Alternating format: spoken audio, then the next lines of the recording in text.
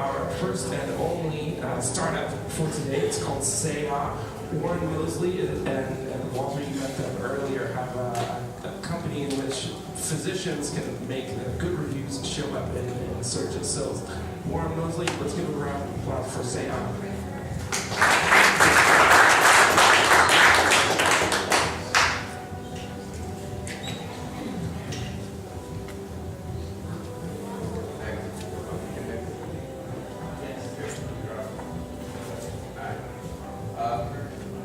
I'm probably going to leave the slideshow.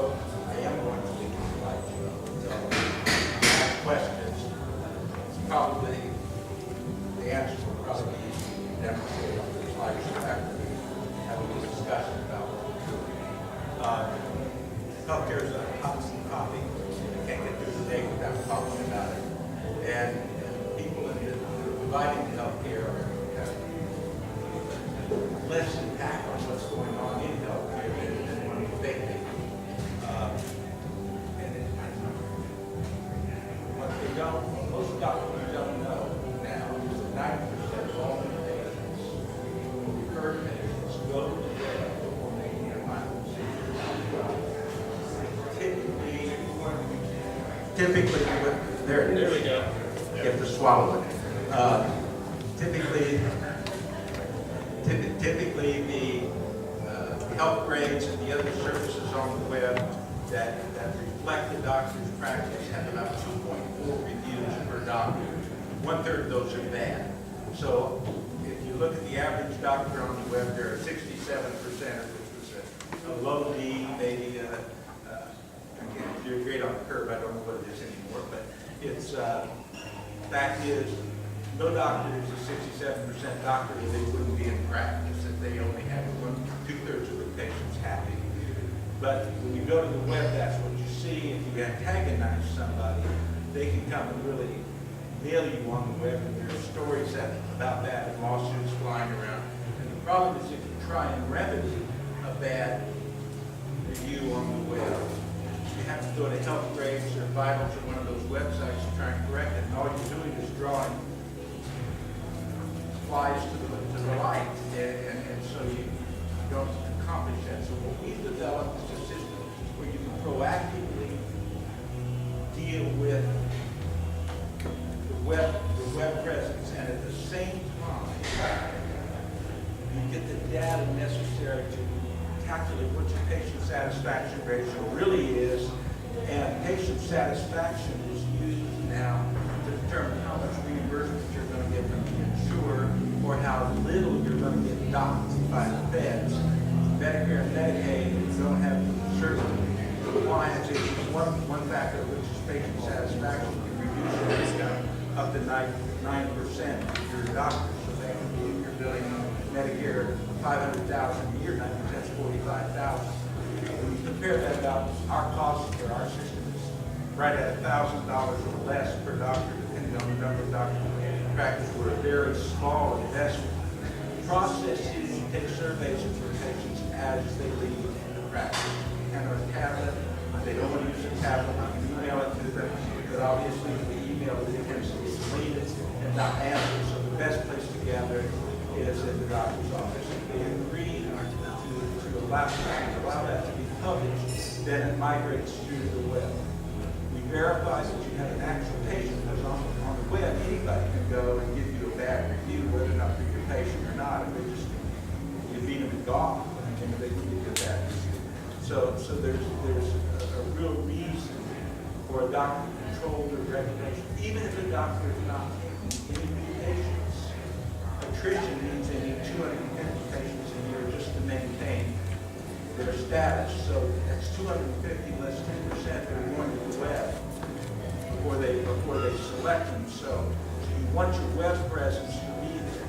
If you take a lot of reviews and use some of the technology, you will be on page 1 of Google. Most people search a doctor by name. They get a referral to Joe Smith, MD, and they look up Joe Smith, MD, Tulsa. Generally speaking, the SayAh website would be right on page 1, along with the other three. But if you've got 300 reviews, 98% patient satisfaction, that's going to say you're a busy doctor, successful doctor, if you're a knee surgeon, you can at least cut on about 300 knees, probably. And so now I know a doctor's business successful, and I'll select that doctor rather than having one person that has a bad knee after the surgery write 5 reviews telling me I'm horrible. So it's a two-fold process. The price is $89.95 a month for 1 to 5 doctors, dropping down to $69.95 a month for 50 or more doctors in the group. And for bid levels, it's $29.95 a month. There have got 300,000 bid levels and about 31 of physicians that work for dentists, that work for podiatrists, that work for any type of physician, chiropractic. All of them can use this process. Obviously, you can migrate it to restaurants or anything, but that's not where our focus is right now. Our focus is on the medical world because the doctors are just now beginning to realize, especially in a market where their reimbursements are going to be reduced, that they need to have happy patients. The other thing about happy patients don't sue. So if I'm an insurance carrier and I can show that I've got a 98%, I can show my insurance carrier that I've got 98% patient satisfaction. That's only 2% that might sue. And so I can negotiate malpractice negotiations for a lot of malpractice carriers about giving them incentive if they're using SayAh. And we're just starting the marketing. The product was developed. Walter and I took over the company about 6 months ago to put it on the map. And we've done a few things to the software since we took over that are bound to be implemented, and that is so that if we go to a group that has 1,000 doctors, they're going to want to sort by specialty, by walk-in clinics, by individual doctors. So we've made it an enterprise solution as well as just a rating so we can manage a large group of doctors and make sure we've got patient satisfaction. That's a summary. I'd rather let you answer questions. All right, thanks, Warren.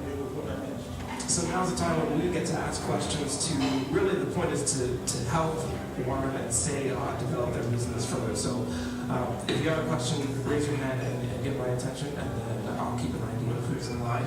And please limit your question to one, and then one follow-up if necessary. Can you kind of show us what it looks like you're saying on the slideshow and how it comes up, the ratings? Here, if you go to Google, what you're looking behind you is just a couple of very experienced doctors and their ratings on Google. You see a doctor with 3 stars. This is, go to the next slide. He's been in business 42 years and 33 years. One's got 2 stars and one's got 1.5. You know they would not be in practice if they were only satisfying half of the patient. So they haven't paid attention to the review yet. All the new patients are going to, virtually all of the new patients are now going to the web, and that's what they're seeing about this stuff. That's not what you want to see. Brian Hawkins is our founder. He's a knee surgeon at the Central States. And the Central States got slammed by one person writing bad reviews on all of them. For somebody they irritated. And so this was their idea. This is the genesis of the idea that we've got here.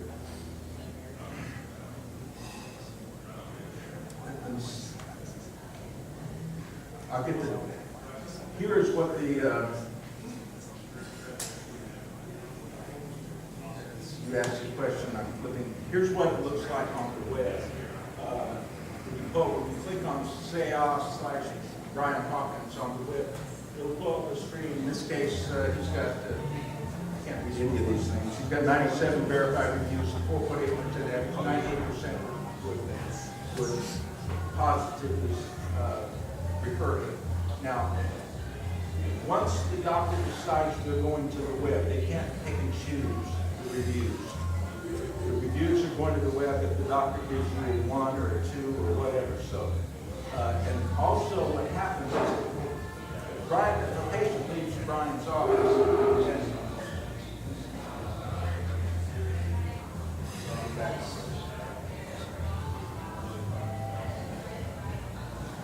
here's what it looks like. When you hand them a tablet, it's all touch screen, so you can look at it. If a patient says, I didn't understand the word he said. And yet, he's going to bill me $5,000 to fix my knee. The patient ought to understand when the patient says in real time, that they're taking in the exam and say, I didn't understand the word he said. Brian gets a text message on his cell phone. Says the patient you just saw doesn't understand the word you just said. Not only that, the administrator in the office, it's a screen that you're looking at here.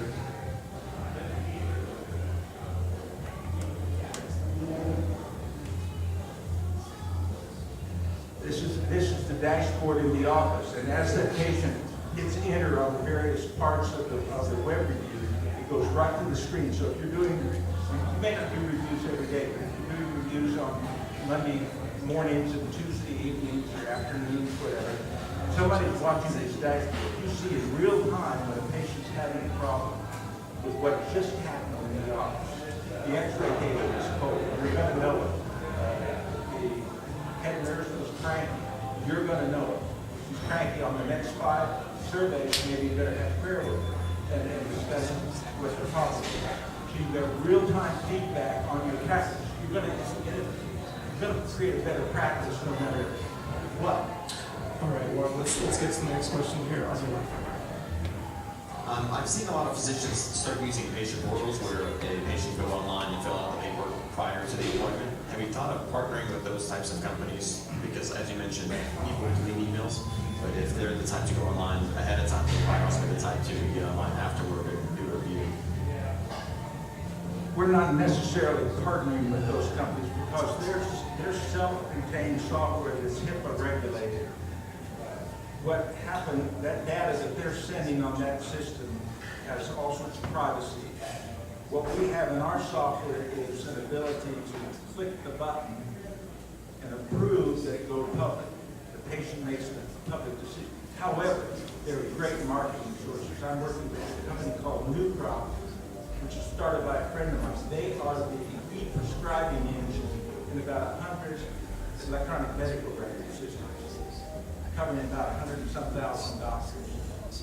We're working a deal where they're going to be operating this. What we're doing right now is we're in the process of raising about $1 million. We just started. We're using crowdfunding. We put in about $1 million, a little over $1.1 million. We're doing crowdfunding right now to get $1.8 million, and we're just about ready to launch. Launch in the next 24, 48 hours. And we're going to do some very sophisticated marketing and to let the world know we're there. The problem that we've got is there are a lot of people out there with a lot of money in the healthcare industry. And we've got to have a marketing footprint or we'll get crushed at some point in time. Somebody could see the idea and develop something similar. And that's where Walter and I have been in the healthcare business, and I've done nationwide marketing for longer than I could think about. And so that's what we're developing. And we're putting together contacts with people that have pockets of doctors, but we're going to go at it with a lot of polish. I'll try to keep it to 2 questions, but they're really different. One is, I'm on your site right now, and I see that there's a banner ad down in the lower right-hand corner on this physician review site. Curious why there are ads on the page. What was the decision-making process behind that if you're charging physicians for the service also? So that's one question. Okay. Are you talking about a banner ad on Hawkins' site or on our site? On Hawkins' site. On Hawkins' site. It will not have anything related. If you look at all the other review sites,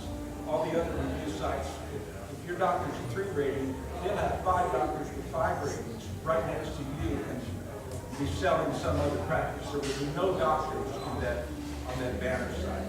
Right now, our penetration's not enough for us to worry about it, except it's not going to be another doctor.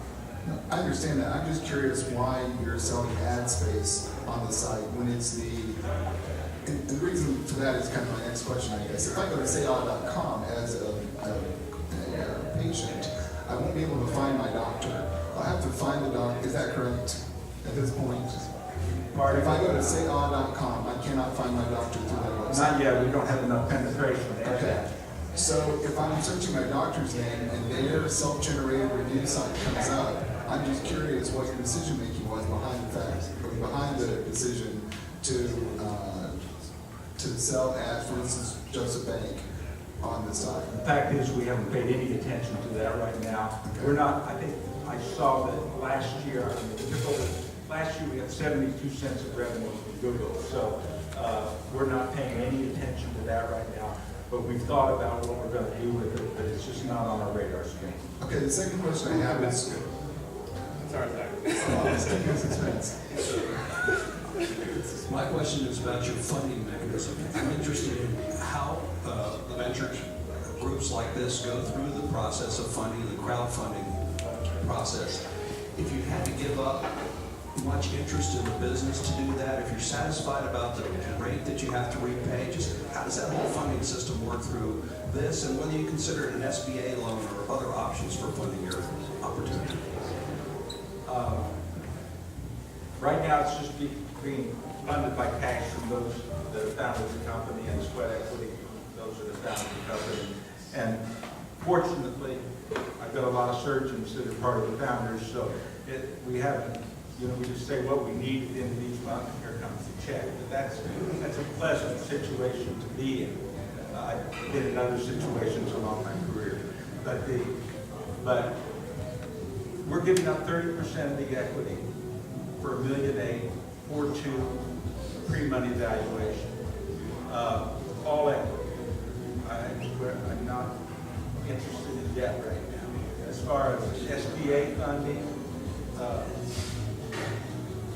my age, I'm not going to personally guarantee a loan. Frankly. I mean, I've done it on the other end of the spectrum, my spectrum. I'm not going to either come in with equity and play with this. We've got the experience. We're going to make it happen, or we're not going to make it happen.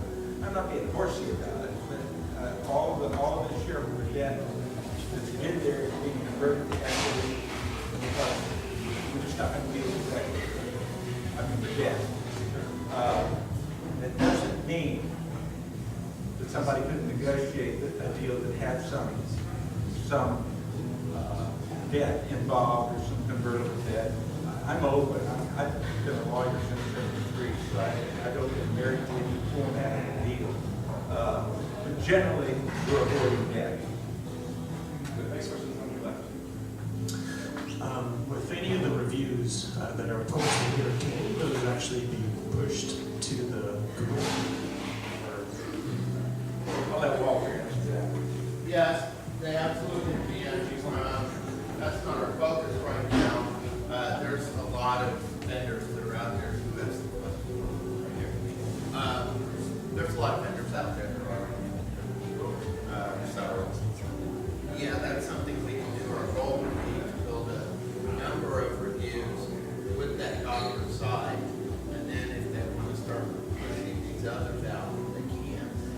The real goal being that now you've got some offset to some of these sort of boring or negative reviews that you get on a lot of the sites of health grant providers. So it just gives you a lot better pop for what you're trying to do. The more guys that we can touch out there in the Google world, the better off we are. Somebody asked a question about Googling your doctor. The truth is, you just Google your doctor.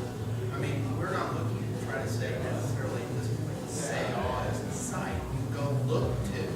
We're looking to, you Google your doctor, you go out and you find him, he pops up, he happens to be on SayAh's site. In fact, people are smart. They're starting to realize, if I go to health grades, I'm going to get the and really health grades has become kind of, they're anonymous, they're not verified. People are starting to dig deeper down on the page, starting to look through the dirt, starting to look for the real solid stuff that has some real information. So, supply and demand works. I think the rating system you have, whatever the supply is greater than the demand, I think that's when you go and pick and choose the place that has the higher rating. In the situation with doctors, it seems like the demand is greater than the supply, and I guess the question is, what is the financial incentive for the doctors to do this? Because it seems that there's not enough doctors go around, so it doesn't matter what grade they are. In fact, they're a doctor, they're gonna have patients to fill the bill. I don't see doctors on the street wearing signs saying, go operate for food. So what's the incentive of a doctor to do this?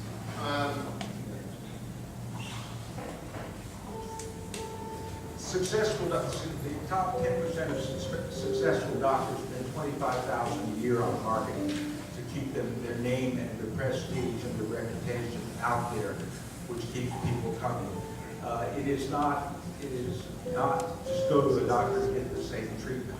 They want to set themselves apart. The top 25% are all spending $12,000 a year in marketing money in their practice just to stay out there and above the water.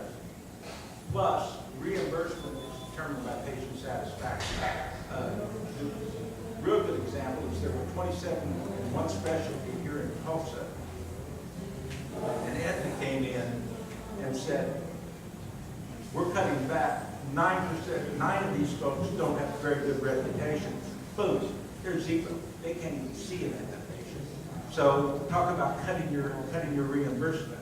So having your reputation maintaining well is very important, because the defense side is almost as important as the offense. What you're saying is there's plenty of business, but also doctors are adding physicians, assistants, and mid-levels that they want to keep busy. Because if you go to a practice now, if it's minor, you're probably not even going to see the doctor. So there's 1,000,001 of doctors, there's 300,000 mid-levels, and that's growing about 28%. At about 20, over the next 5 years, that will go 28%, so we'll go another 100 to 200,000 mid-level. Because with all the volume that's being forced on it in federal plans go, it can't be handled by the doctors. You're absolutely correct. So it's going to be, some people call it dumbing down. But the fact is, there are a lot of tasks that a certain amount of education is necessary to identify the problem, and then you can move to the doctors. But how much more money can they make if they use $90 a month per physician? Because I think it comes down to dollars. They're not going to buy this unless they can make more money. One surgery a year is worth about on the low end, about $3,000. It costs less than that. One primary care patient is worth $543 net a year. So if you say 2 patients a year or get 2 patients a year out of this system, and it'd be hard not to. 90% of the new patients are going to the web and make a decision. Let's move on to the question. So, what have you learned about training doctors' offices and their staff to actually give this product to the patient? What challenges have you had, or what's kind of the strategy around the actual implementation? Everybody who works in a doctor's office is overworked and underpaid, and if you don't believe me, you can ask them. So what you have to do is, one, it's all about leadership. If the doctor says it's going to be done, and you write the paycheck, it's done. Somebody's got to clean the toilet, somebody. But the fact is, most people like the feedback if it'll help them run. And one of the fun things to do with this is, and we've done this, it's in one of the slides, but I probably won't show because it's all local doctors. But there's 20 doctors that have our system in one practice. And at the end of the month, we give them a report, patient satisfaction, in all the categories by doctor. Now, if I'm the practice administrator, and I have to go point to that doctor and say, hey, doofus, you're down in the 90s. Clean up your act. Practice administrator, that person can fire me. You've got 20 bosses in their practice. If I just hand out this sheet with all 20 doctors at the partnership meeting, the doctors will eat each other. They're all competitive. They'll get on doofus for you, and you save your job and still maybe move doofus to do something better. Maybe not. So I want to actually flip Jeffrey's question on its head. I guess where I want to hear a little bit about is the incentive for the patient to fill this out. Obviously, the value to this is in the data that comes from the patient. And my experience is human behavior is very difficult to change. How do you do that so that you get patient interest in something? You will get about 30% of the patients to say yes. If you send them an email to do it, you take a third of those, so you get 10%. But he's got 90-some reviews up there. He saw 90-some so far this week. You've probably already seen that. So it's not that it's just that if you go to health grades for Ryan Hawkins, he's got 15 reviews after 23 years of practice. And there's some of them are state. An interesting anecdote for this large group. The first 500 reviews they did had 30 that were a little south. Of those, 20 of the 30 were workers' comp patients that didn't want to go back to work. If you want to have a little humor in the process. They fixed the problem, but the patient wasn't happy because the problem was fixed. So it was just a little anecdote about that. What you do, you're not going to get everybody, but you're certainly going to get a much more representative group than you would if I just let a random from the web. On the web, you don't even know who your patients. Back to me. I think this is great. And in my own practice, I use something very similar, but it's only for me. It's not published because of the ethics rules prohibiting lawyers soliciting testimonials from clients. And so I'm curious if there are similar ethics rules that physicians have, and, well, I know there are. And I really want to know how you negotiate around those, since this is given, I'm guessing, by the nurse or by the staff person directly to the patient, and then does the patient know that will then be published on the internet? As a recovering lawyer, between Martindale Hubble and super lawyers and all of that, there's already a rating system that's you sort of put a little big on the table to get super lawyers. It's not all niceness about it. So, but the patient has to sign it. If you go through the first thing you sign when you sign in on the tablet, is that you will allow this to be published. So you wave your head up. And then at the end, where we send home to confirm that that's you, and you're going to sign one number. You can only do one review on that. So that number once it's done, that number goes away. So, and the patient, then you send them an email at home, and they have to confirm that they wrote it. Now, on the email that comes home, they've given you a 2, it stays a 2. They can't change the 2. But if you said I didn't understand what the doctor said, but the doctor saw that and called you and said, look, I'm sorry I didn't explain that clearly. Here's what's going to happen. That can happen in between the time that you get the email. It's a doctor. So they have a chance to say, I didn't understand what the doctor said, but he called me later that afternoon and we went over it in detail. I'm now really impressed. So you can change the comments, but you can't change the 1s, 2s, 3s, and 4s. That's it. Back to the money question. We're raising this in stages. 600, 600, 600. The 600 is for us to put together, spit and polish on the presentation, and then go to folks that we know from our ancient history of healthcare. We're trying to pick up some easy pieces to get a base, but I'm not ready to go to them until I have all the prettiness on the presentation. It works. You've got to put the body on the car, the engine's fine. And then the second 600,000 is to blow it out in a couple of markets where we're advertising to the patient, is your doctor a SayAh doctor?